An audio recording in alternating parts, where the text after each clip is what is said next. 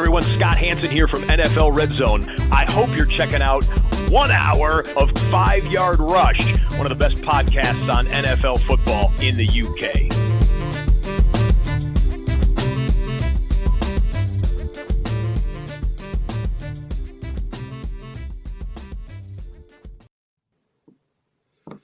Hey, what is happening, Rush Nation? We are back. We're back with a live draft, and it should be a good one. I'm not alone. Don't worry about that.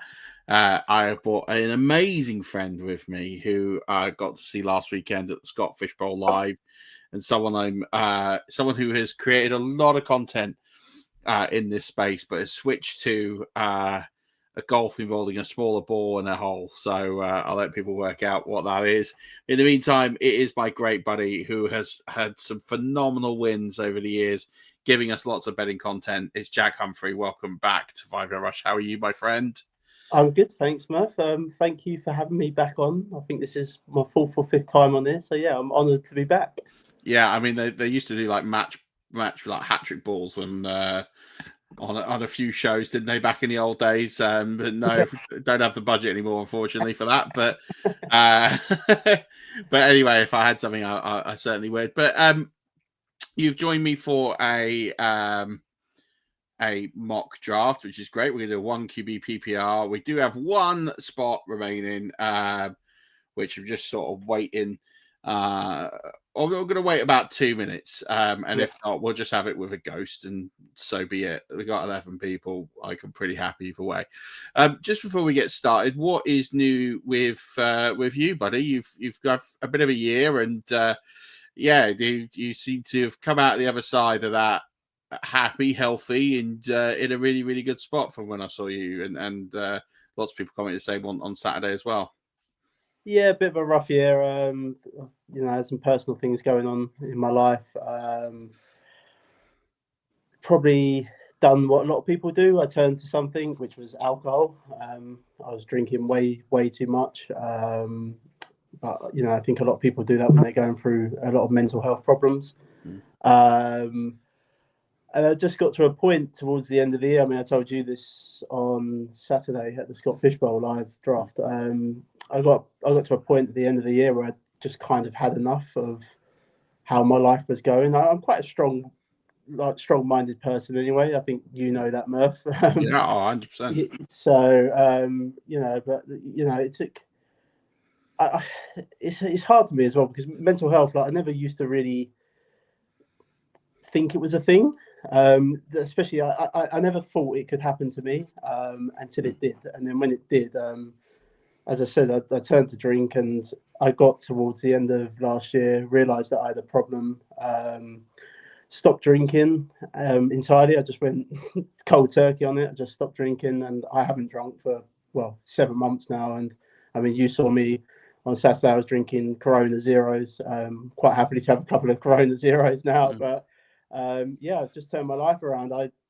I realised that I had to replace the drink with something to keep my mind active, and I turned to the one sport that I've played since I was 7 years old, and that was golf. I've always loved golf, as many people know, and I replaced the pubs with golf, really. So I go to the driving range 3 or 4 times a week. I play once a week at least now. And I've just turned my life around. My business is going well. I've got back into content creation, which, like you, I absolutely love to do as well. Mainly golf. I have been doing some NFL stuff as well, and that will ramp up as the golf season winds down, which it will pretty much wind down after the Open Championship, to be honest. But so my NFL content will certainly ramp up again. But I just think, for anyone that is going through a hard time, it's hard to I know as well as anyone that it's hard to speak to people, but there are people out there that are willing to help, especially friends. I could name a couple. Like you're one of my closest friends in this space. Matt Cullen, people just. None of you guys probably realised what was going on with me, but there was messages of support every day from people, and I don't forget those people. And it's a true saying, when you're going through your darkest times, you realise who your true friends are. Put it that way. Oh, mate, 100%. I think that, I think a measure of friends and friendship is they're there for the hard times, not just the good times. And so, it's not always like you need to, it's not like you need to, how do I put this? It's not like you need to be there every day or drop a message every day, but it's just, you just drop in every now and again, send a message, just let them know you're thinking of them. And, you don't have to do anything great or special. I think, and I went through my own troubles and it's been pretty well documented. So I'm not going to make this about me, but I almost think there are people out there that try and overwhelm and almost give you too much support. Like they're just checking in on you almost too much. And it's like, it's almost like claustrophobia. Like it's like, and I don't know about you, and maybe you have a different answer to this, but the struggles I had was the identity to like a disease and an illness, and for you, I imagine it was an identity to alcohol. Yeah, I find that some people who only kind of associated you with that tag have kind of fallen by the wayside now and are just like, well, you're not drinking anymore, so you're not part of my life kind of thing? Or do you find that most people have been more supportive? No, definitely. Like I say, I've definitely lost friends because I don't go to the pub anymore, or I don't go to nightclubs or casino, whatever. Like I don't go to them. Like I don't. It's not that I can't go there. I can go there, as I proved on Saturday with you guys. Like I can quite happily go into a pub, have a Coke or an orange juice or a 0.0 beer. Like I'm quite happy doing that. But yeah, those people are the ones that have probably just left. And like I say, the people that I was getting messages at 1 a.m. of people, and these are people that have only met me once or twice, and they were just saying, "Are you okay?" And I wasn't okay, but I was telling them I was okay. But it's them people that have really helped me and got me through. But yeah, my darkest times. I think everyone. I don't know about you, Murf, but I think everyone goes through it differently as well. Like for me 100%. personally, I had to hit rock bottom to pull myself back up. And I think it's a different process for everyone. But just if I could take anything out of it, I just make sure you speak to your friends. Just like you say, it doesn't have to be every day. It can be every other day, every couple of days, or whatever. Just send them a message. Just check in on them. They might tell you they're fine, but just that message. Like I said, them messages at 1 a.m. in the morning. People that were sending them do not realise how much they helped me. Mate, it's great to hear. Yeah, I think it is each person is different. I would say just do a check-in if you can. And yeah, like for me, like I think you always kind of know, depending on the person. Like with me, like I just went very quiet, very insulated, and I just didn't really want to talk to people. Because I just got sick of saying the same thing. And I think as you said, it's like even though I wasn't getting back to people, the fact that people were messaging me and showing me they cared, that really meant meant a lot. So like I think that is just as important as anything else, to do that, and to just check in, because even if they don't respond, it doesn't mean they don't care, and it doesn't mean it's not had an impact. It's just they're going through some stuff, and I think that message of support is massive. It's also great, like you're so brave talking about it on here. Like we appreciate it, because I think there's a lot of people that are struggling with alcohol, with gambling, with whatever, with mental health. Yeah. And I think people the more people talk about it and say it's okay, like it's normal to have these difficulties, these challenges. It's, you're not alone, I think is really important, man. So I said this to you on Saturday, that you look incredible. Like you just look so happy and healthy, and you look $1 million, man. Like I looked at you, sober life suits you.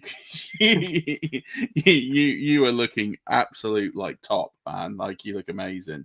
I appreciate that. I really do. And I feel 100 times better, and I'm very happy and content in my life right now. Yeah, as someone said, a great message, Jamie. The hardest steps are the first ones. Anyone struggling. Yeah, absolutely. I think it is.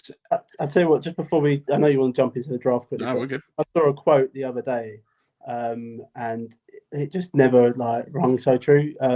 If we're lucky, we get 80 summers in our lifetime. That quote really hit me the other day when I saw it, and it's so true.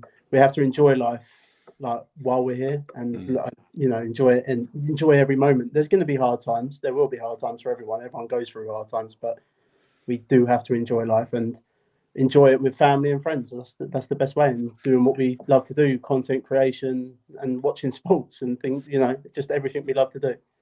Absolutely. And it's just being with friends, family, and doing all the things you love to do, whatever that is. I couldn't agree more. What I love to do is do drafting and draft with friends. So we are going to kick this off. We're going to just do a 1 QB. And we'll talk about our picks as we go through, talk about some of the picks that we're liking on the board. It's 30 seconds per pick. We're going to rattle through this. We put ourselves at opposite ends. It gives us time to talk in between. I haven't had a 101 all year. I'm probably not going to have a 101 for the rest of the year. But because of the fact it is a PPR, I am going to take Jamar Chase as the 101. Probably because I never just really get to draft him. I thought, well, do something different. It's between him and Barkley for me at the 101. Like, I'm comfortable taking either. I think you've got that high ceiling of chasing that value with Chase because of the big playability, and that Bengals defense is garbage, and it's going to be garbage. So I feel like they're going to need to chase a lot of points. But if not, I'm comfortable with Barkley. I don't have Bijan there as the 101, so I'm happy for someone to take him there. Yeah. If you were on the 101, who would you take, Jack? Yeah, I'm the same as you. Being between Barkley and Chase, I probably would have took Barkley. This is a redraft PPR league. That's what you're going to see it here with me now. I'm going to probably go very running back heavy. So anyone before me that wants to take running backs, it might be a good idea. That is my general strategy in a redraft league. Anyway, I would just go very running back heavy to start, and then pick up like wide receivers, like those deep threat guys that can boom or bust each week. That's what I tend to do towards the end of the draft. Yeah, I think that makes complete sense. I think you and I drafted very similar ways. So there was another reason I put us on complete opposite ends of the board. So otherwise it could just get a very wonky draft. I want this to be somewhat reflective. We might get our first time out here from Joel, although he likes to keep the clock waiting. It's been a fairly chalky first round, as you would kind of expect. Chase, Bijan Robinson at 2, Saquon Barkley at 3, Justin Jefferson, CeeDee Lamb, Malik Neighbors, Jameer Gibbs, Puka Nacua at 8, I'm going to say around 9, Derrick Henry by the auto pick at 10, Brock Bowers. You have gone Christian McCaffrey. Yeah, I'm just 12. I'm drafting him everywhere this year. Yeah, he just he fell to me. I know you drafted him early in Scott Fish the other day, 104, I believe you were. Yeah. I took him at the 110 in Scott Fish, so I was over the moon to get him there. We know what his upside is, Sorry, I'm picking. I took Gentry as well, but we know what CMC's upside is. He can be the number 1 RB if he stays healthy, and it's, that's the big question with him, if he can stay healthy. But with my approach here, you're probably going to see me take, I would, depending how the board falls, but normally I would go for about 4 RBs through the first 4 rounds, and then I'd start looking at wide receivers after that. So you're probably, I like to lock up 4 stud running backs ready in redraft. Which I think it's kind of been interesting the last few years.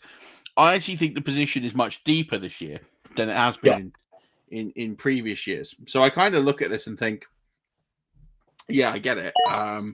Taking 4, but I actually think this year the guys you can get in round 4, round 5, I actually think are people that you can really lean on and get good value on at the running back position. And I almost feel like you could get away with going 2 or 3 running backs early, and then going and hitting the wide receiver position and get some of the elite production before it flattens out.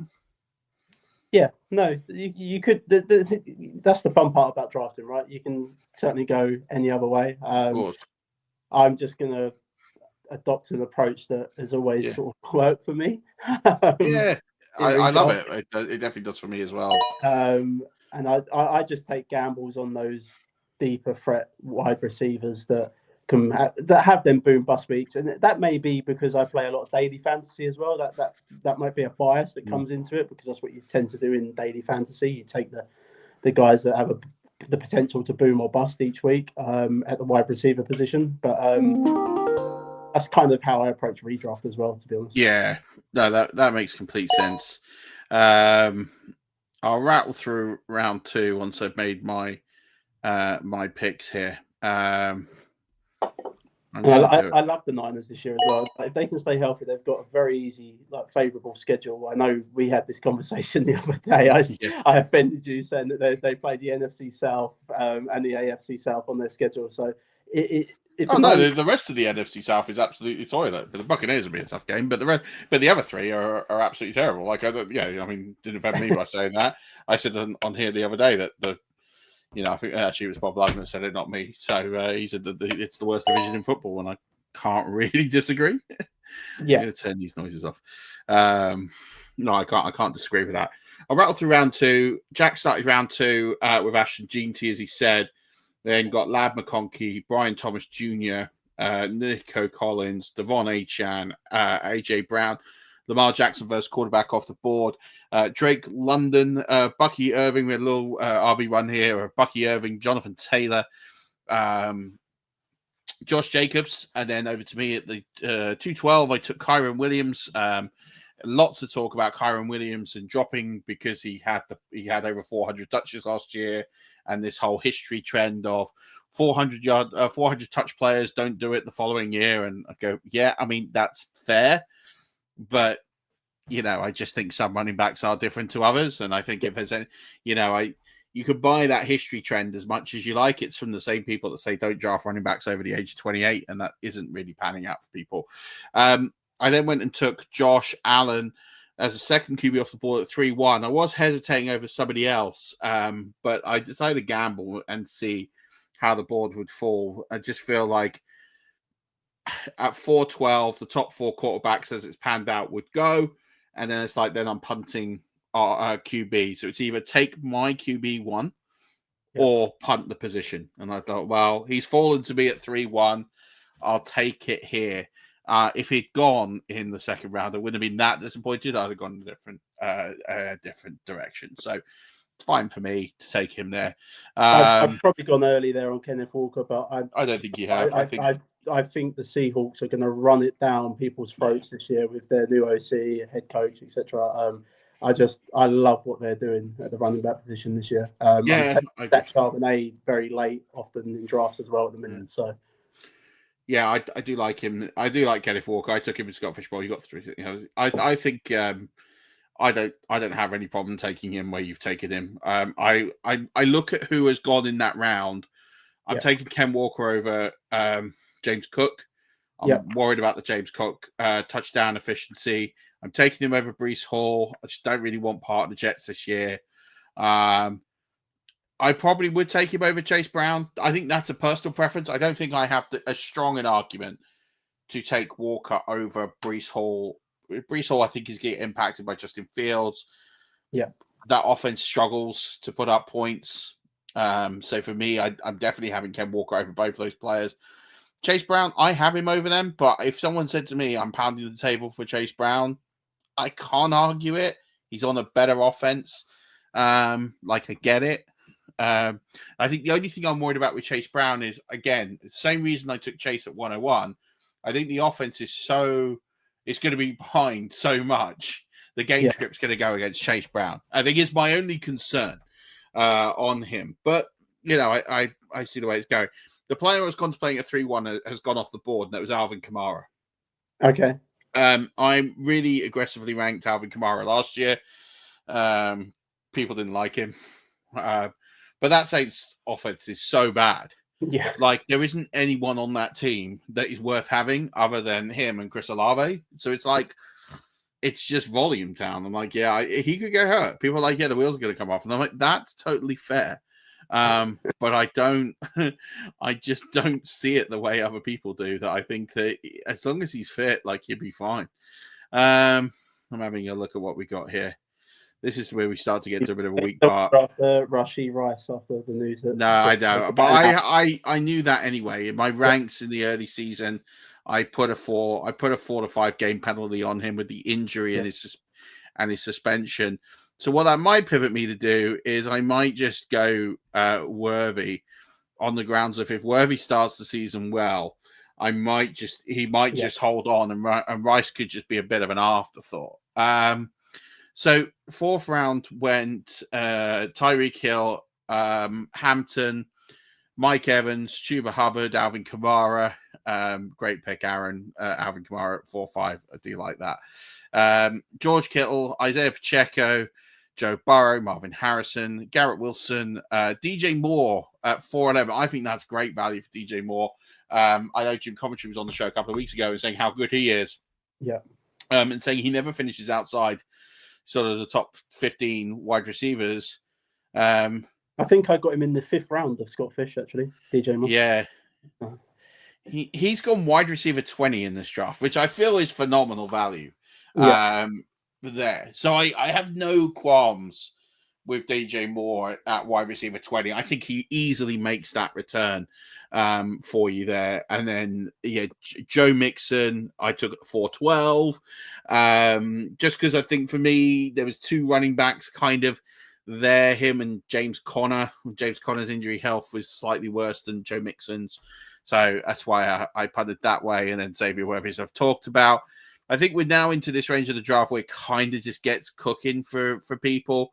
I will say there's been some picks here that I would say are a little against ADP. I'm going to highlight them, and you can tell me your thoughts on each of these players, Jack. Probably the first player I would say is kind of out of kilter with ADP is Jonathan Taylor at the 210. What are your thoughts on him this season, and where do you think he's going to land, like in terms of running back? Sorry, who did you say that you cut out? Jonathan Taylor. Jonathan Taylor. I mean, I'm interested with the Colts to see what they do at quarterback, whether it's going to be Richardson starting or they're going to try the Daniel Jones experiment, which won't go well as a New York Giants fan. So I'm interested. I can see him getting a ton of volume. But then you look at the RBs that have come after him, Kyron Williams you took. Would I take Kyron Williams over Jonathan Taylor, potentially? It's a hard one. I don't think the Colts are going to be a very good team. Sorry, I need to make my pick. Yeah, I was going to say, you're on the clock, so I'll let you take over for a sec. I had, until today, and I still have him because I haven't changed the ranks, I had Jonathan Taylor very aggressively ranked. I have him finishing as a top 4 running back this year because I assumed that Daniel Jones was going to get the job. I thought that Anthony Richardson's injury was going to prohibit him from competing for the job. And I know your thoughts on Daniel Jones, and they're absolutely valid. But Daniel Jones is a better quarterback than Anthony Richardson. And for anyone that wants to disagree with me, I am a Florida Gator fan. I watched plenty of Anthony Richardson. He came out of college 2 years too early.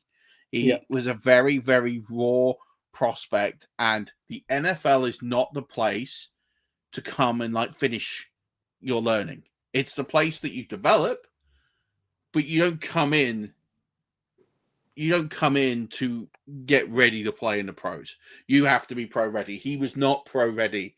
And so there is a point of me that thinks that I just think that Anthony Taylor, that's because you're on here. It's a Freudian slip because of the amount of times you post about Anthony Taylor. Anthony Richardson is still, I still give the nod to Daniel Jones. If Anthony Richardson has the starting job, then my rank on Taylor diminishes significantly because I've seen this story play out. I think that's where I'm at with it as well. Taylor Richardson obviously has rushing upside as a quarterback as well, so he'll still work out off of Taylor there. If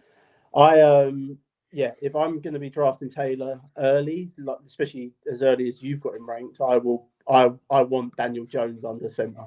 Yeah, all day long. It has to happen for sure. But as you say, Kyron Williams, I mean, Josh Jacobs 211 is a bit of a reach for me. I think he's just a very safe player. Like, he's fine, but I'm not sure I have him. I'm worried about that Packers offense this year. I'm worried that they're going to regress, and I think they're going to be. I've actually got them. I was looking into some stuff the other day. I've actually got them down to be a bad team, and I'm hammering the under on them at the minute on their win total for the season. What is their win total at the moment? It's 8.5. Yeah, that's tough in that division. Yeah, in that division with the Lions and the Vikings. I've had a sneaky bet on the Vikings to win the division at 4-1 because I just thought it was very good odds. I'm very interested to see what J.J. McCarthy does. We've got Kurt in here, who is a Vikings fan. Shout out to Kurt, winner of the Warrior Bowl last year. He very much is a fan of the Vikings, and he will be delighted to hear you say that. It was actually I put it in my latest NFL article. Actually, I just find it a very good value bet at 4-1. And a lot like the Lions have had a lot of coordinator changes this season, so I do worry about them. I think the Packers are going to regress as a team as a whole, and I'm not really worried about the Chicago Bears, but I just thought it was tremendous value at 4-1. So it's a bet that I've hammered along with that Packers under, like I said. Yeah, and I get it. I think I really like JJ McCarthy. I like him more than I think most people did in the draft process. The amount of noise coming out that he was drafted in the top 10 of the NFL draft, I think that's perfectly valid for what he can do in that offense. You've seen that, the fact they were prepared to let Sam Darnold go. I think they will be better and more efficient. It's just, can they keep their receivers healthy? But if they do, I think they'll definitely be in a good spot for sure. Let's just catch up the 5th and 6th round. Xavier Worthy at the 5-1 is who I took there with the news of the Rashee Rice suspension, which I kind of expected all along. DK Metcalf at the 5-2, Devonta Smith 5-3, Courtland Sutton 5-4. These were all kind of similarly tiery guys, so it kind of made sense. TJ Hawkinson at 5-5 feels rich. I think you could have waited on him, but I know Kurt's a fan, so fair enough. James Conner 5-6. He was the other player, I think, along with James Mixon, that I was kind of contemplating before. A bit of a teardrop, although you got the other guy we'll get to in a sec. Rashee Rice at the 5-7. I'm not sure if Ali had seen that news on Rice or if he just wanted to gamble on it. Jalen Waddle at the 5-8, Sam Laporta 5-9, Zay Flowers 5-10, George Pickens, and then you finished off with Mr. Montgomery, who I love this pick. And then you went round and picked Pat Mahomes, and then when RJ Harvey signed his deal today, Javonte Williams at 6-3, got no arguments there. Trayvon Henderson 6-4, Calvin Ridley 6-5, Quentin Judkins 6-6 with the news of that history of race. He's on the same team as Rashee Rice. It's almost appropriate. Chris Godwin at the 6-7. I was kind of hoping he'd fall to the 6-12, which is sneaky annoying. Jordan Addison 6-8, Chris Olave 6-9. I think it's good value for Olave, considering how trash that offense is. It's just whether or not you can survive the year with a concussion. But if you can, definitely. The next pick I was hoping would get back to me. I had a feeling he wouldn't, which was Kelsey, because I wanted the stack there with Mahomes and his favourite weapon. But yeah, unfortunately, he hasn't come back to me, so we have to rethink this one now. Yeah, no, that makes sense. I'll give you some thinking time where you pick. Ted McMillan, 6-11. I took Aaron Jones at the 6-12. Kind of felt for me that running back was kind of at the end, and I know there's some concerns about him, but I just felt like he was good value there at the 6-12. Jerry Jeudy is who I took at the 7-1. Toyed with him and Deebo Samuel. I leaned Jeudy. I just think I want parts of that Joe Flacco offense in particular. Travis Hunter at the 7-2. Deebo Samuel at the 7-3. Do like that pick. Yeah, again, someone else that I've taken Scott Fishbowl quite late. I think I got him in the 10th round in Scott Fish. So phenomenal value. Yeah, phenomenal value for him in the Scott Fish Bowl. Joseph Swift's 7-4. Tony Pollard 7-5. Corson Loveland 7-6 feels a bit high, but interesting if you're believing in that. Roman Dunze 7-7 I think is a good pick. Caleb Johnson 7-8. Jalen Warren 7-9. The computer took Baker Mayfield. The computer's taken only one running back so far. It's gone very wide receiver heavy, which is interesting. Joel took Cooper Kupp at 7-11. Don't hate that pick. And then you have gone Khalil Shakir and Mark Andrews. Talk to me about your thinkings on Khalil Shakir in particular, because that is definitely a higher range than I've seen him. Not sort of an impossible range, but definitely a higher range than I've seen him in. And Mark Andrews as well, getting him at the 8-1. I needed some wide receiver help on my team because I've gone very running back heavy to start this with. I just want wide receivers. This is what I tend to do in most redraft drafts. I just target wide receivers on offenses that are very sort of pass heavy, score a lot of points week to week, and that's the Bills. So that's the reasons really behind my pick there. I know there's a lot of mouths to feed in that Buffalo offense, but I like his role enough to take him there. And then Mark Andrews, I don't even need to explain that pick. I think you know why I took him there. Yeah. It's good value. I'm hoping we kind of get a bit of a bounce back season from Mark Andrews, who gets targeted a lot by Lamar in that offense. But, you know, we have got likely to deal with a little bit more now, probably more than what I would like, which is why Andrews is dropping in drafts. But I had to take him there. I thought it was too good value not to take him, and I needed the tight end. No, that makes sense. We are starting towards the end of the 8th round. Yeah. Out of the teams drafted so far, if you had to switch yours with anybody else's, whose team would you switch with and why? Jesus, let me have a look through these teams now. I wouldn't. I'd keep mine. No. Yeah, fair. I mean, no. I do like Leon's team. Yeah. 1980. I do like that team a lot. I think there's just terrific value across the board. Like there's two stud running backs there in Barkley and Taylor. Like me and you, we've already mentioned about Taylor, what he can do if Daniel Jones is under center. I love the pick of Jaden Daniels as his quarterback.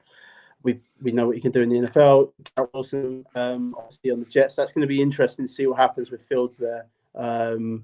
As the quarterback, Devontae Smith has obviously got high upside in that. There's a lot of mouths to feed, though. That's the only thing I would worry about with the Devontae Smith pick there. And I suppose he has got Barkley as well. So I don't kind of like having two pieces of the offense like that myself. Especially if I've not got the quarterback. I'd like, if I had Hurts in this team, then maybe I would like that a little bit more. Kelsey, like I said, I was hoping he'd get back to me with the stack with Mahomes. It didn't happen. Deebo Samuel, but he's got the stack there with Jaden Daniels and Deebo Samuel, which I do like. It's interesting to see what role Deebo Samuel will play in that Washington offense compared to what he was doing on the 49ers. And then again, I like the next two picks, Jaden Reed and Darnell Mooney. You know, that's not. You know, they're good wide receiver twos to have there, and solid options. I do think he probably needs some running back help again now, though. Yeah, I think that's fair. There's a couple of teams I like here. I like Joel's team. I'm not ever a big after tight end in round one, but if I was going to draft one, he is probably the one I would do. Do you know what I'm going to do, Joel? Before you pick, I'm going to just see if I can undo the computer's pick, only because I don't want him taking Jared Goff because he's already got a quarterback. I want this to be somewhat realistic. It's not going to let me do it. I'm picking for the computer, Joel. He can have Najee Harris. Because he needs a running back. He's obviously allergic to taking running backs. Yeah, I'm not letting him have Jared Goff and having two quarterbacks. That makes no sense. Yeah, I think Joel's team's pretty good with Bowers. Not high on Cook, but fine. I mean, to have a quarterback, a running back room of Cook and Hampton is fine, and he's got some decent receivers there. He got Bo Nix at quarterback nice and late, which I think is decent value. He's going to be competitive there, so I do like that. I do like the late build from Lucho in terms of the running backs. He's got three stud wide receivers. I'm not in on the Porter, though. That's my one issue. To get Kyler feels good. The running backs he's got, if Trayvon gets a nod, is pretty good. And then Aaron's team's good. I like Achane and Kamara, pairing him with But I don't understand the Nakua and Adams pick is a bit weird to have both wide receivers from the same team. Yeah. I don't know if he sort of panicked, but the rest of that team is pretty good. That's kind of my feelings with Leon with the Barkley and the Devontae Smith situation. I don't think I would have drafted Devontae Smith having taken Barkley where I took him. That's the only criticism really I have of Leon's team there. I'm not letting the computer. Sorry. I mean, I hate that last pick I just took there, which was Ayuk, but whatever. Like, I was rushing towards the end there. I'm quite happy with the Javonte Williams pick there. Even though I do think that Dallas offense is going to be very pass heavy this season. Yeah. I've had to pick for the computer again. I've given him Tyler Warren. I just didn't want him having two quarterbacks this early. I don't know why he's allergic to running backs. I did give him Najee Harris and then Tyler Warren. So I tried to make his team a little bit interesting. He can't have all the receivers. Just to catch people up on where we were, Europe, Mark Andrews at the 8-1, Bo Nix 8-2, Jacoby Myers 8-3 by the computer, Lucho, Ricky Pearsall 8-4, Tyron Tracy 8-5, Brian Robinson Jr. 8-6. I was hoping he was going to fall the 8-12. Great pick, Varley.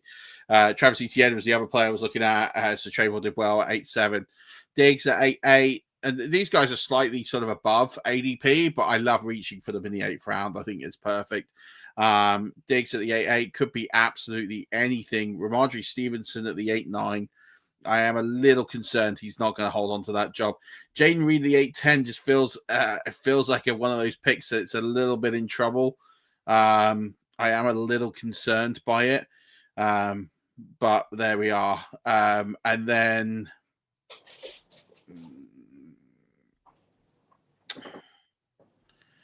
where were we? Juwan Jennings. Think he could be great for the first half of the season, but we'll see what happens in the second half of the season at the 8-11. I took Evan Ingram at the 8-12, followed by Michael Pittman, who for me has got top 15 upside. You took him in Scott Fishbowl, and as soon as you took him, I said, I love that pick when you took him on the live draft. So, if he'd got back to me somehow in that round, he was definitely coming on my team. Yeah, I just think he's a player. In this range, I'm looking for players with top 15 upside, and I think he delivers that. Caleb Williams at the 9-2, which I really like as your quarterback. If you're going quarterback in this range, would I have had him over Kyler? No, but at least you're shooting for something with Caleb. He could be great. He might not be, but I'd rather take someone who has got that potential over, like I've seen Purdy go in the 9th round over Caleb Williams, and I'm like, I would rather go Williams and shoot for the moon there. So I do like that pick. Darnell Mooney 9-3 could be really interesting to see what they do with the Falcons this year. Justin Herbert 9-4 feels early, especially with that offense. Josh Downs 9-5. I just think he's in real trouble this year. I mean, Kurt will disagree with me, but Michael Pittman was injured last year. I think the ball will go to Michael Pittman, and in those they play a lot of 2 wide receiver sets. I just don't see Josh Downs getting as much work as people think he will. Kyle Pitts at the 9-6. I mean, I don't know why people are drafting Kyle Pitts in 2025, but here we are. Jonnu Smith in the tight end share in Pittsburgh at the 9-7. David Njoku at 9-8. I love, by the way. I think that's a phenomenal value pick at tight end. If I didn't go Ingram, I would have gone Njoku. And Njoku is actually higher in my ranks, but because I had Judy, I didn't want Njoku for the reasons that you sort of outlined. When you talked about Jaden Reed, Devonta Smith and Saquon Barkley, right? So I wanted to pivot there. Kyler Murray, Najee Harris. The Bateman pick was a mistake. I wanted Kirk. I double-clicked it and it went Bateman Kirk. So it's fine, but I don't think that's a bad pick. I think Bateman's going to get more involved this year. I think in this range, I think he's going to give you some good bump. We're rattling through picks here. Najee Harris has made the computer take. The computer's taking Drake May. There's too many picks gone now. He's going to just have to keep him. He's got 2 tight ends as well, which is fine. We're in the late rounds. Golden, 9-11. Could be really interesting. I don't really know what to make of it. Like I have him being probably above consensus, but we'll see. Yeah. You've taken the last starting running back here in Javonte Williams at the 9-12, followed by Ayuk. Yeah, and then Bateman and Kirk.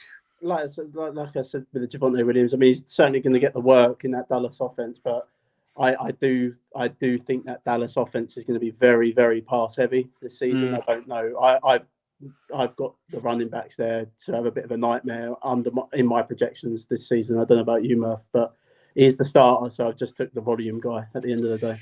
Yeah, I think in the range where you're at, it's worth a spin, because I look at who's left and I think, yeah, there's no one here I really want, like desperately clawing for. And I think, as you say, if he stays healthy, he will offer some value. The guys behind him, Miles Sanders, Jaden Blue, they're nothing to really be that worried about. No. It's just, can he stay healthy is the big question. Because if he can stay healthy, I think he'll be in a really good spot. But it's just, can he stay healthy is the big one. I'm just going to pick quickly. I'm not loving who is left at wide receiver, but he will be my wide receiver 6. So I might even. Here we got left on the board. Yeah. I'm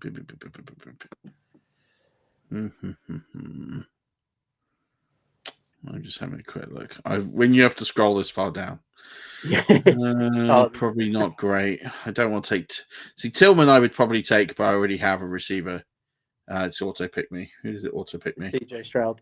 Okay, I mean, fine. What's your thoughts on him this season? Pardon? What's your thoughts on Stroud this season? I'm really aggressive on Stroud this year. When I say aggressive, I have him like top 10, bottom of top 10. I'm fine. I'm fine with Stroud. I think he's there is going to be a bounce back. Here's my logic on him is the fact of what we saw in his rookie year. Are we going to see that again? I don't know, but he's not going to be as bad as he was last year. That line is the biggest question mark for me, is the offensive line. But I just think I look at the team there and think there's so many weapons, there's so much value. They can move the chains. There's been some coordinated changes. I think he will benefit from all of that. I just think it'll be a question now of, can the offensive line protect Stroud? So I have him around about QB 10. Yeah. I definitely have him over some of the QBs that have gone, so I don't feel too bad. He's autoed onto my team. I wouldn't have taken a second quarterback with Josh Allen, but the point is that if he does go off, I've got trade bait, so it's fine. I'm the same as you. Again, redraft, especially a team like just 15 spots on it. I'm only taking one quarterback. I can tell you that now. Oh yeah, and especially when you've drafted one as early as I have, and you've got the one that you have. I definitely wouldn't be drafting 2, but I autoed it. That's fine. I'm not going to change it. That James's pick there, I had in my queue, Hollywood Brown, especially with Rashee Rice news. 100%. Again, would have taken him on the turn, but I had Xavier Worthy. Yeah. So just didn't seem to make a lot of sense to take him. I'm just going to catch up some picks here. I'm not going to read through them all now. We're kind of into the 10th round. I'm going to highlight some picks that I really like and some players who so Tyler Warren at 10-3, maybe a bit of a reach, but I think he's a player that holds top 8 tight end upside in that offensive. But again, as we keep saying, it all depends on Daniel Jones. I like your Ayuk pick. I think it's around too early. I think you said it was a mistake, but yeah, I do think if he can come back by halfway, I think that's a really sort of astute pick, because I think you get wide receiver 1 potential out of him for the back half of the season, but he's going to sit on your. This is the league. If you had an IR spot, with Ayuk, I would love that pick. If there is not an IR spot, I'm not holding him for 10 weeks. That's another taking I'm not taking either, by the way, a kicker. I'm not taking. No. So I've wrote about this in the playbook. Don't take kickers. Don't take tight ends. Don't take kickers. Don't take defenses, especially this early in draft season. If it's the week before you draft, then fine. I get it. But with all the preseason, take some guys. Go deep. Let's look at some sleepers. Some players some picks I really like. Austin Eckler at 12-6. Yeah. I really love that pick. I think there's so much value to be had in that pick. I really love the pick just made by Aaron. Wan'Dale Robinson at the 14-5, I think is a really sort of astute pick. If he stays healthy, I think is a really good pick. What about you? What are some picks that scream out to you? You think, I really like some of the picks that have been made here? I'd say the Hollywood Brown one stands out just because of the news we got earlier. I'm like you. I'm highly invested with CJ Stroud. I think he can go back to the season that he had as a rookie. The Wan'Dale Robinson pick, like you've mentioned as well, I like that pick there. I'm just having a look up the board a little bit. Who else have we got here? Sorry, No, you're fine. I'm just looking up the board. I like your pick of J.K. Dobbins. I've always been I'm a fan of J.K. Dobbins, but it's just if he can stay healthy.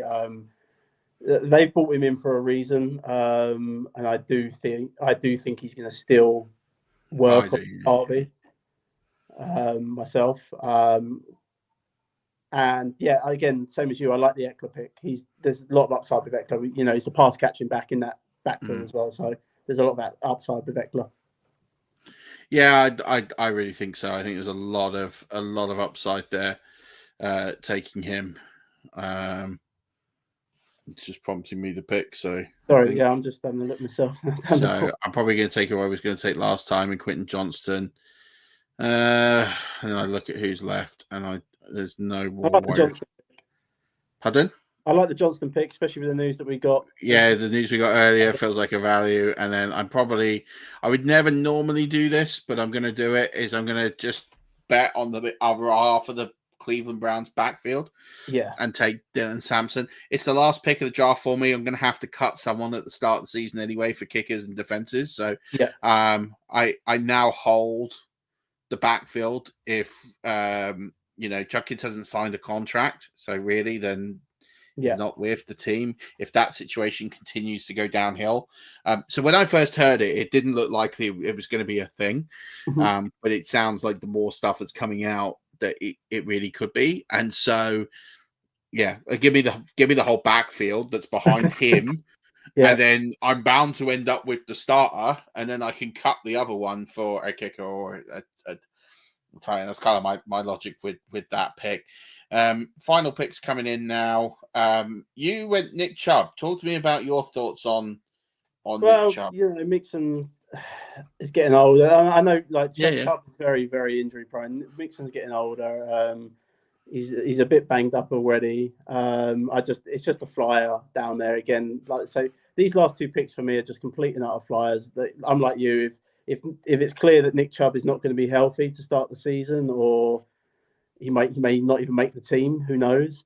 I would just cut him and cut my losses and get my kicker and defense that I'm going to need to start the season. It's the same reasons as you there with Sampson and your Johnston's pick as well, in a way. I'm going to end the draft with someone that I quite like this season. There's a lot of mouths to feed in this offense, but I'm going to take. It's a high-powered offense, and it's got an elite quarterback there. So here we go. Here's the pick. It's a tight end. Yeah, nice. Yeah, it would have been sad if he hadn't been drafted. I felt that would have made some sense. You have ended up with two tight ends, which is not something I thought you would do often. But I think with the value, as you say there, and again, you've got the cut fodder there. So, I think this has been a really interesting draft. I'm proud of the chat. 4 kickers taken, including one by the computer, 3 defenses taken, including one by the computer. So, I feel like people have seen the value in not taking kickers and defense, especially this early in the season, as we sort of said. Final review then, in terms of this board, who are you a fan of? If you had to swap your team for someone, whose team would you swap for? And then I always like this question. It's a hard one. Who do you think has? Forget the computer, because the computers think of not taking running backs. Who do you think would be in trouble if this was a real league? Well, probably me, to be honest. See, I really did like Leon's draft up till the Darnell Mooney pick, and then there's a lot of stuff there that I'm not a fan of. I just think he's taking shots. So, like, Higgins is a shot, Spears is a shot. I mean, I guess he's the starting tight end there in the offense, and he's gone for the stacks. He's played that as a sort of a best ball stack. So I don't hate it. The Love pick, I mean, I wouldn't have taken a second QB. I know I have, but I wouldn't have. The Neal pick, I just think I mean, he could be the guy behind Kamara, so why not? You've taken a shot. Miles Sanders, you're taking the shot behind Javonte injury. Again, cut fodder. I get the end of the picks, actually, because I think he's just taking shots. So, and again, you're cutting 2.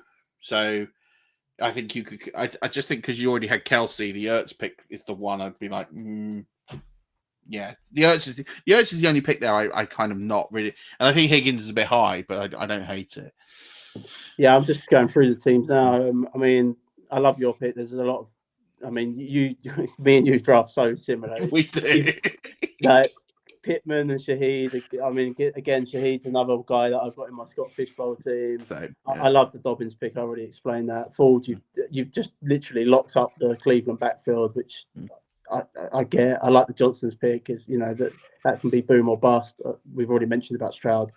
To be honest, if I was going to swap a team, and it is boring, but I would probably swap it with yours because me and you draft very similar. We do draft similarly. I try to be a little different. I don't love my Aaron Jones pick, but is what it is. For 30 seconds per pick, you've got to be prepared. There's a few teams I like here. I like Kurt's draft. I don't love the Hawkinson pick, but fine. Yeah. But I like the rest, and I don't love the Downs pick, but I love the rest of it. Yeah, I think there's a lot there I like. Thielen's a bit washed for me at 12-8, but again, he's kind of picked guys who could ascend into situations, which I like. I think the only thing I would say with that team is you got a lot of front end, like high caliber, and then the bottom end feels a little safe. Yeah. In terms of Ferguson to shoehorn in behind Hawkinson, McCarthy to back up Burrow, Thielen. It feels like that range there felt safe when you could have. I look at the players that were in around that range, like Hopkins or, I look at Eckler. These were players I probably would have taken over them. I think it would have given them a bit more acceleration. I don't mind the Hawkinson pick as much, but what I didn't really like with that team was the fact that they took Ferguson a bit later on. I know I've said that the Dallas offense is going to be a bit more pass heavy. If that was the case, maybe I wouldn't have took Hawkinson as early as he took him. Maybe he should have took James Conner there, and then I would have liked the Ferguson pick. But then he took Ferguson later. If he didn't take Ferguson, I'm just looking at guys that have come after Ferguson. See, I would have took someone. I've already mentioned it. I think the Seahawks going to be really run heavy. I would have took the gamble on the Zach Charbonnet over Ferguson there when I've already got the stud tight end in Hawkinson. Yeah. I like Varley's team. Gibbs, Brown, Hurts feels really good. Kittle, I like there at 4-6. I mean, he's got some legal issues with Rice and Judkins. But if he swerves them and Dunze Robinson, who I love, I hate the Johnny Smith pick. Sorry, mate. Yeah, I agree. I don't like that pick. I don't like that pick at all, but whatever. I mean, if you think he's going to usurp Freer move, then fine, I get it. But again, especially when you got Kittle, I would have just swerved. Igbuka, I don't think he's going to do a lot this year, but I mean, like, you're buying into a good offense, why not? If Godwin goes down, he becomes something significant.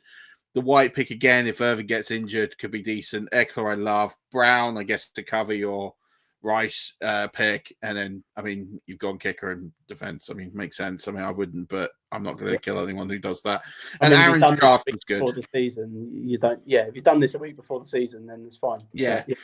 And I like Aaron's draft. I don't get the two wide receivers from the same team, but if I was to ignore that and the Jalen Waddle pick, Calvin Ridley could be something. Caleb Johnson, I like the second half of the draft a lot more than the first half.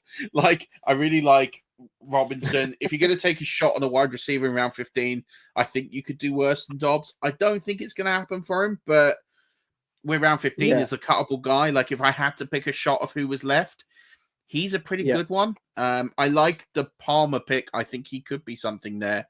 Goddard, I like. I've always thought there's a top 5 wide tight end season somewhere in there. If he can put it together. And he's gone with the safe and upside QB. Like, if you're going to take two QBs, I quite like having one of them be Fields, because he's either going to be awful or he's going to be great for fantasy. Yeah. And then you've got the stability of someone like Brock Purdy who will just chop in a quarterback 10 seasons. So if you're going to take two, that's a nice combo to sort of have there. But I think, if you'd not taken two wide receivers from the same team in the top 3 picks, I probably would have liked that team a lot more. But I like Kurt's team. Farley's team I quite like. I like Joel's team. Joel's team, I think, is a bit of me. A lot of rookies, but yeah, I don't get the Cooper pick, but it's round 15. Like, you're going to cut him if he lands on the team next week. Then you're laughing, right? Like, if he lands on the team and he improves, I think I would have took a chance on Keenan Allen, to be honest, if I was going to have a free agent out there, because I think Cooper's younger, isn't he? He's younger, and he's. I don't think he's going to cost as much. So I get that. I could see Allen back with the Chargers after the news we got earlier. Well, that's a good point. Yeah, but it is a different coaching setup and team, though. But it'd be interesting. True. So I think it'll be interesting to see what happens there. I like the Marvin Mims pick for upside. I like the Tootin pick, like the Scatterbo pick. Like, I think there's some stuff in here, like the Golden pick. Yeah, I think there's some stuff in there, like shooting your shot is good. And the Rico Dowdle pick, I think, is great in that range. The McMillan pick for me probably is a bit of a busted flush. But yeah, I think there's lots of things there. Nivek Fed went very wide receiver heavy after taking his 2 running backs. Has got a nice little pool to come through. But yeah, I mean that's a pretty, like, I guess what I call like a textbook draft. It doesn't excite me, but it's a very, like, it's a playoff team draft. I like that draft, but like you say, the very wide receiver heavy in the middle there. But then Charbonnet, who I've already mentioned, I like that. I'm not, outside of Williams, I'm not really invested in the Dallas backfield at all. But so I don't particularly like that pick. But I like the Kareem Hunt at the end there. That's, anything happens to Pacheco or anything like that. We see Kareem Hunt still work off of him last season anyway. So I quite like Kareem Hunt at the end of the draft there from him.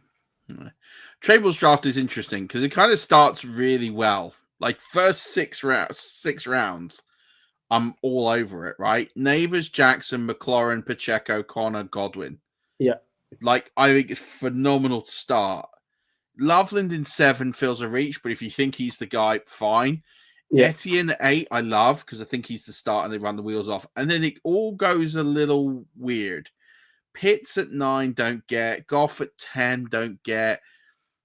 Hopkins, I feel, is early there. And again, I feel that's very early. I feel like with the players you could have got, Kyle Williams, Rashad Bateman, Christian Kirk, these are all players I probably would have taken. I would have taken Quentin Johnston over him. I would have probably taken Tillman over him. Wan'Dale Robinson for sure. Hollywood Brown, news of today. These are all players I would have taken.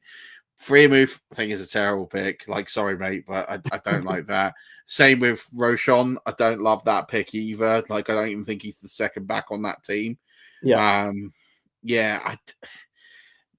I just feel like if you drew the line at like a pick 8 and gone like, okay, just take some shots, then I'd have been like, yeah, cool. Like, if he'd gone and taken, like, I'm going to take a few like scat backs who might ascend, and I might just take a couple of like deep wide receivers who might do something, I would have gone like, yeah, cool. But I kind of feel like the first 8 picks are so good. Yeah. It's like gone off the rails. And Mitch is cool. He's only been drafted in a couple of years. So I want to give him a shout out because he's quite new to fantasy. He came from like one of my rookie leagues. And I like the start. And again, I like taking the shot on Olave. I like Sutton. Yeah. Marvin Harrison could be great. Like, who knows? And then again, kind of first 6 picks, I'm like, yeah, I'm all over it. And then it kind of goes a bit. I don't love the Swift pick. I don't like the Stevenson pick. I'm not a big fan of the Herbert pick. Yeah. I don't mind the Tucker Kraft pick, but as you say, that offense is questionable. Then it gets better. Then I like the end of the draft. I like the Coleman, Burden, Davis, Leggett, and even the Penix pick. Like, yeah. I kind of like how that ended. It's just there's 4 rounds in the middle. I feel like. Well, 3 rounds. Just like Swift, Stevenson, and Herbert. I mean, and Swift's not terrible because he's a starter. Yeah, but yeah. I'd rather have Tony Pollard. Like I just feel like it could, like, if you swapped Kurt's 7th and 8th rounds with Mitch's 7th and 8th rounds, considering they're next to each other, I'd say Mitch might have had the best draft other than the Herbert pick. Yeah, no, I'd agree. It's just those two picks, but I don't think anyone's done terribly other than the computer, who did a terrible job. Well, at least you didn't write Martin. No, I think everyone did well. I appreciate everyone. There's a few people who have dropped in the chat. Apologies. Michael went, as a Packers fan, I find it very hard to think of any of the players on offense as super fantasy relevant. That's fair. He went, I was feeling very clueless in those rounds. Yeah, I mean, fair. But I mean, I think this has been a fun exercise. Again, this is why I like doing these. I'll clip them out. I'll put them onto socials. People can have a look. I'll take a picture of the board. I'll put that out too. Yeah. And we got it done in under an hour, which is pretty good too for us. It never normally happens. So, mate, I really appreciate you jumping on and doing this with me. And I've had a lot of fun drafting with you. I always do. We need to probably do a league, you and I, together, so we can cannibalize each other. And you might be the only person that wants to draft with me ever, to be honest. Right, I love it. It'd be great. I think we'll have a great time. Everyone else might have a miserable time, but I think you and I will have a great time. Just as long as we're not drafted next to each other, we'll be sniping each other the whole time. We'll be killing each other's value like galore. Yeah, but tell us a little bit. I tell you what, before we go, tell everyone about the golf stuff. It is the Open this weekend, so tell everyone about who you think is going to win the Open, what, and sort of some of the content you've been putting together over recent times, and yeah, maybe what some things to look out for the Open this week, and then also just your content in general, what you're doing for. You say it's going into a bit of a quiet period, but what you're doing for the rest of the year.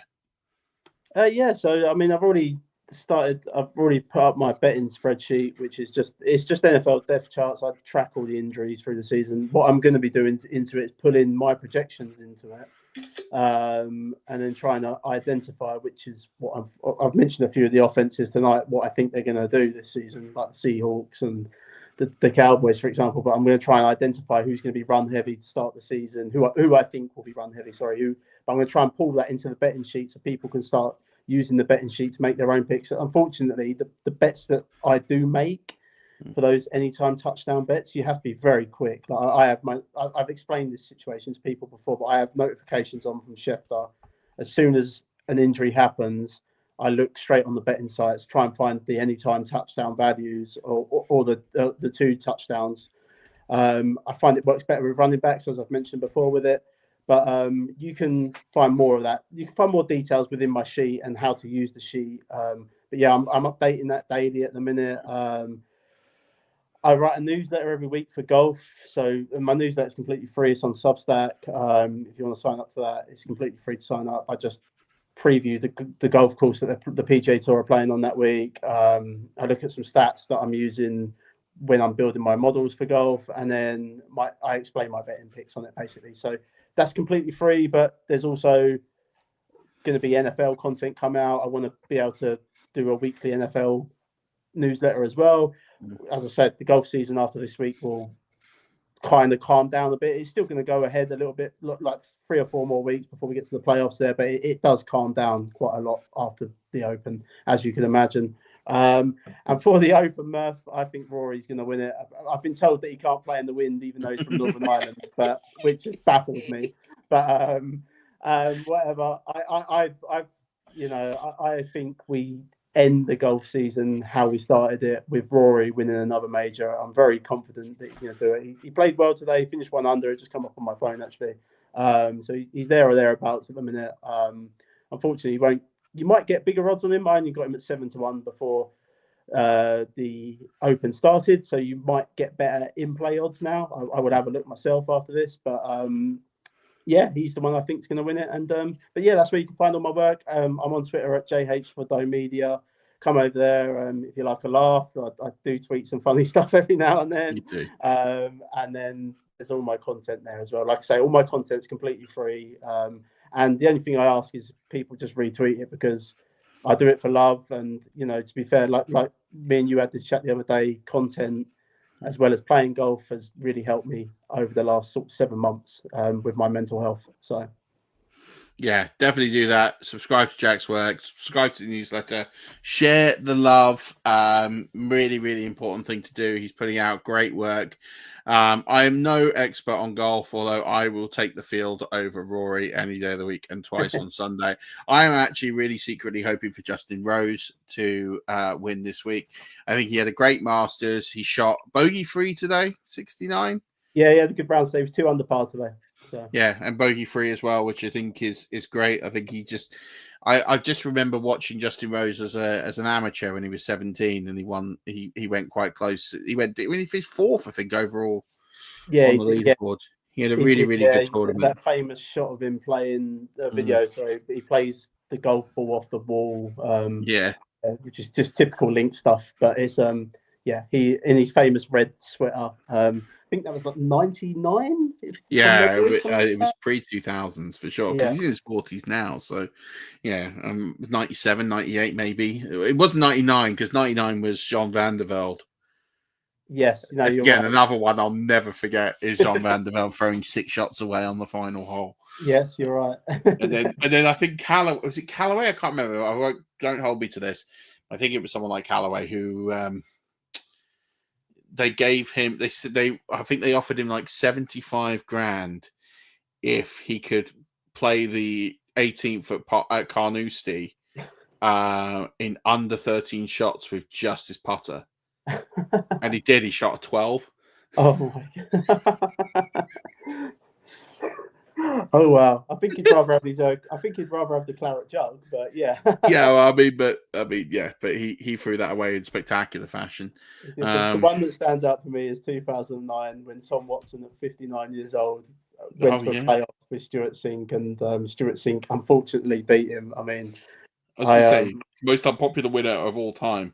Yes, yeah, most definitely. I think everyone wanted Tom Watson that day at 59 years old. Would have been the oldest major winner ever, but. That honour belongs to Phil Mickelson now. So yeah, who might win it this week? He had a good start too. Classic stuff. Well, look, thank you so much for joining me on this, buddy. Really appreciate you. Make sure you check out all of Jack's work over on the X Machine and give him a follow. He's doing great stuff, and I'm sure Jack won't mind me saying this, but if you're having some struggles similar to what he talked about at the top of the show, I know his DMs are open. I'm sure he'll have a chat and offer support, as will I, and I'm sure many other people over all over the world will as well. So you're not alone. People have gone through their own struggles before. So reach out, speak to those who you love or whoever you can to share those, because it's really important message Jack shared at the top. But that's going to do it. Going to have a couple of great guests over the next few weeks as well. We'll probably try and squeeze another one of these live drafts in as well. Get us ready. Football is very close to being back. Really enjoyed having you on, Jack, and doing this show. Thank you to all the people that joined the live as well. Please hit the subscribe button. YouTube has gone gangbusters over the last few weeks, so if you're new to the show, give me some content suggestions of what you want to see on the channel. But yeah, we're going to keep growing. We're going to keep doing bits and pieces. We're going to have the NFL show with Joel and the gang dropping soon as well. But until then, Rush Nation, don't forget, as always, keep rushing.